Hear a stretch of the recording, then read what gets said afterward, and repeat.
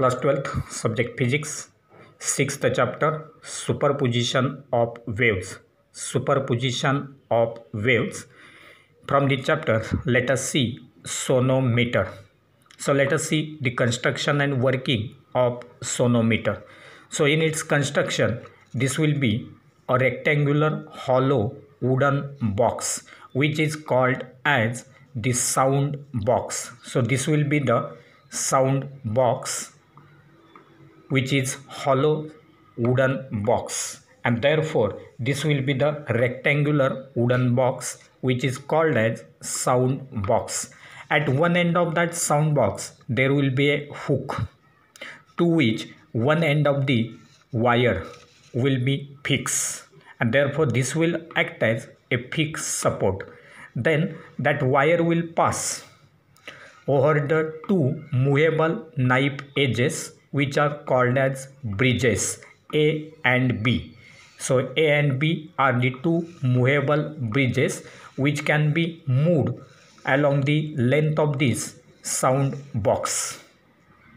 Then R is a very light piece of paper which is called as paper rider. In order to set that wire into vibrations, a tuning fork will be kept in contact with this sound box. That is, stem of the tuning fork will be kept in contact with this sound box when that tuning fork is set into vibrations. Then this wire will now pass over a pulley which is fixed at the other end of this sound box. Then to the free end of this wire, a hanger will be attached, and to that hanger the slotted weights will be placed. So hanger will carry the slotted weights so that the tension created in this wire will be changed by changing the weights in that hanger. Then this sound box will be now kept on a table. So this will be the different parts, that is, in this case part AB of that wire will represent vibrating length of the wire. That means this part from A to B will be the vibrating length of the wire. Then R represents light paper rider, which is always kept at the center of this length of the wire AB. That means between the two movable knife edges or the bridges, the paper rider will be always kept at the center of this vibrating length of the wire. Then A and B, these A and B are the movable bridges. So A and B are the knife edges or movable edges which can be moved along the length of that sound box. And therefore, if you consider the construction of this, we can say that sonometer consists of a hollow rectangular wooden box called as sound box. Then the sound box is used to make larger mass of air to vibrate so that sound produced by vibrating string gets amplified. Then there are two bridges, movable bridges A and B, along the width of the box which can be moved parallel to the length of the box.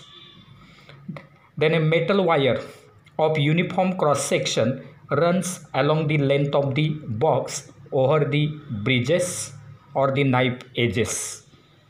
It is fixed at one end, that is at the hook, and the other end passes over a pulley. The other end of that wire will pass over a pulley.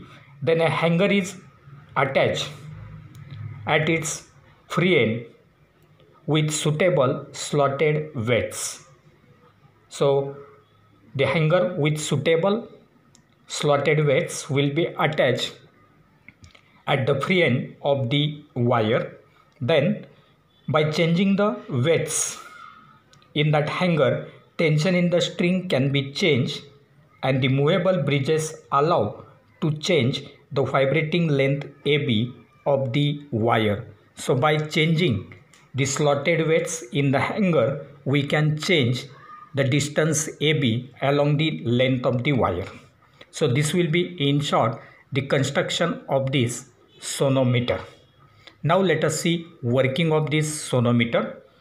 So when a vibrating tuning fork is held in contact with the sound box, that is, when that tuning fork is set into vibrations, the stem of that tuning fork will be kept in contact with the surface of sound box, and therefore the transverse vibrations are now produced in the string. So as soon as that vibrating tuning fork is kept in contact, when that vibrating tuning fork is kept in contact with this sound box, that is sonometer box, at that time the transverse vibrations are produced in the string, that is wire. Now these vibrations get reflected from the movable bridges. So as soon as this wire is having transverse vibrations, these transverse vibrations will move towards these movable bridges, and from these movable bridges, as these are the fixed supports, therefore these waves will get reflected back, and due to the superposition between the incident waves, that is waves traveling towards the bridges, and reflected waves, that is waves which are reflected from these bridges, the stationary waves will be produced. As there is superposition between these incident waves and the reflected waves, therefore between these two bridges A and B, the stationary waves will be produced, so that it will give rise to the formation of nodes and antinodes. If the frequency of tuning fork exactly matches the natural frequency of vibration of the wire, then the resonance will take place, that is, that wire will vibrate with maximum amplitude. So in this case, when the frequency of this tuning fork exactly matches, that is exactly becomes equal to the frequency of vibration of this length of the wire, at that time the resonance will take place and this wire will start vibrating with maximum amplitude. Now to study this resonance, a paper rider, that is small light piece of paper, that is paper rider, will be placed at the center of wire AB. Now when there is a resonance, the paper rider will fall down. After fluttering, that paper rider falls down when the resonance takes place. Then vibrating length of the wire is measured between A and B, that is length of the wire AB will be the vibrating length of the wire, and in this way that sonometer will be now used for the verification of laws of vibrating string. So the laws of vibrating string will be now verified with the help of this sonometer. So laws of vibrating string can be verified with the help of this sonometer. So let us see now the next point, that is verification of laws of vibrating string. Already we have studied that there are three laws of vibrating string, and therefore the verification of laws of vibrating string that we will have to study, so that we will have to verify all the three laws of vibrating string. That is, first one is N is inversely proportional to L, second N is directly proportional to square root of T, and third one, that is N is inversely proportional to square root of M. So let us see this verification one by one. First of all, we will consider the verification of first law of vibrating string. Verification of the first law of vibrating string. Now, for this verification of the first law of vibrating string, by measuring the length of the wire and its mass per unit length, M of that wire will be determined. See, by measuring the length of the wire and its mass. So first of all, the length of the wire, that is whole length of the wire, and the whole mass of that wire will be measured, and by measuring it, mass per unit length, that is small m, which is also called as linear density of the wire, will be determined. So first of all, linear density of the wire will be determined. That is, if you consider this length of the wire, the total length of the wire will be measured, total mass of the wire will be measured, and then mass per unit length, that is small m, which is also called as linear density of that wire, is determined. Then the wire is stretched on the sonometer box and a hanger is attached at its free end. Then a suitable tension T is applied to the wire by placing the slotted weights on the hanger. A suitable weight will be now applied with the help of slotted weights, which will be kept on the hanger. Then the length of the wire L1 vibrating with frequency N1 of the tuning fork is determined as follows. So after setting that experiment, the L1 length, the length L1 between these two knife edges for frequency N1 will be determined. The procedure will be as follows. A light paper rider is placed on the wire between the bridges. So between the bridges, a paper rider will be placed. Then the tuning fork is set into vibrations and the stem of the tuning fork will be held in contact with the sonometer box. So a vibrating tuning fork will be kept in contact with the sonometer box such that the stem of that tuning fork will be in contact with the surface of that sound box. Then by changing the distance between the bridges without disturbing the paper rider, the frequency of vibration of the wire is changed. So as soon as this tuning fork is set into vibrations and if it is placed in contact with this sound box, at that time these movable bridges will be now moved to and fro such that the vibrating length of the wire between them will be changed. So by displacing the movable bridges and without disturbing the paper rider, the vibrating length of the wire can be changed. Now when frequency of tuning fork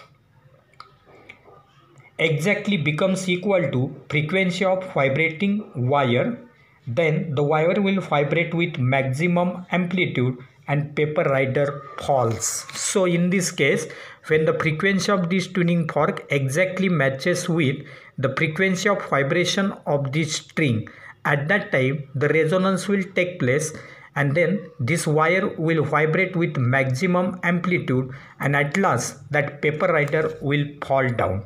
So as soon as that paper rider falls down, we can measure the vibrating length of the wire between the two bridges A and B. That will be the vibrating length. So in this case, in this way, a set of tuning fork. So in this way, a set of tuning fork will be now used to proceed further, and therefore this set of tuning fork having different frequencies such as N1, N2, N3 ... are now used, and the corresponding vibrating lengths of the wire are noted as L1, L2, L3 ... by keeping tension in the string constant. So the slotted weights attached at the hanger will be kept constant throughout the experiment, and in this case the frequency of the tuning fork will be changed, that is N1, N2, N3. These are the frequencies of different tuning forks for this set of tuning forks, and for respective tuning forks the lengths L1, L2, L3 ... will be measured, but in this case tension will be kept constant. So by changing here the tuning fork, we can change the length of the string vibrating between the points A and B. Now from this it is observed that, so from this it will be observed that from this theory we will get N1 L1 must be equal to N2 L2 equal to N3 L3. N1 L1 equal to N2 L2 equal to N3 L3 dot dot dot equal to constant. So as there is product of N and L is constant, therefore we can write NL equal to constant. That is product of N and L equal to constant, and as product is constant, therefore we can say that N is inversely proportional to L.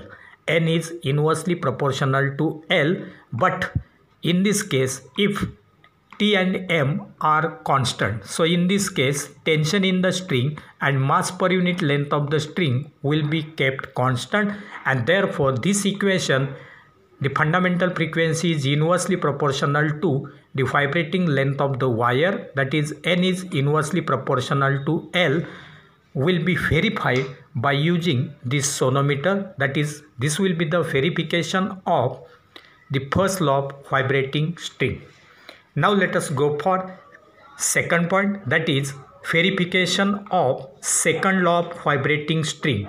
Verification of second law of vibrating string. So second law of vibrating string can be verified by using sonometer, and the procedure will be as follows.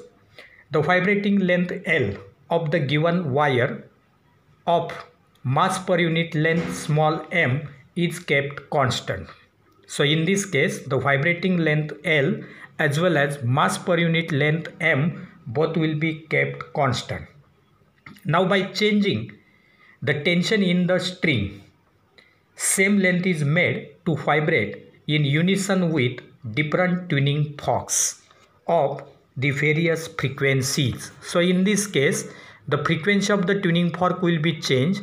Similarly, the slotted weights attached here will be changed. That is, both frequency, that is tuning forks, will be changed, as well as for different weights tension will be changed, and then for the same length AB of that wire we will observe that. So if the tensions are T1, T2, T3 up to Tn suppose. So T1, T2, T3 dot dot dot are the tensions, and then corresponding to the frequencies N1, N2, N3 dot dot dot dot. So if the frequencies are N1, N2, N3 dot dot dot and the corresponding tensions are T1, T2, T3 dot dot dot, then we will get N1 by root T1 equal to N2 by root T2 equal to N3 by root T3 equal to dot dot dot equal to constant. So in this case the ratio of frequency to the square root of tension, that is N1 upon root T1 equal to N2 upon root T2 equal to N3 upon root T3 dot dot dot equal to constant, and therefore we can write N upon root T equal to constant. N upon root T equal to constant. As this ratio is constant, therefore we can write N proportional to root T. N proportional to root T if L and M are constant. If L and M are constant, so this is the statement, that is fundamental frequency of vibrating string is directly proportional to square root of tension, and this is the second law of vibrating string, and it can be verified by using sonometer. And now let us see the next point, that is verification of third law of vibrating string. Verification of third law of vibrating string.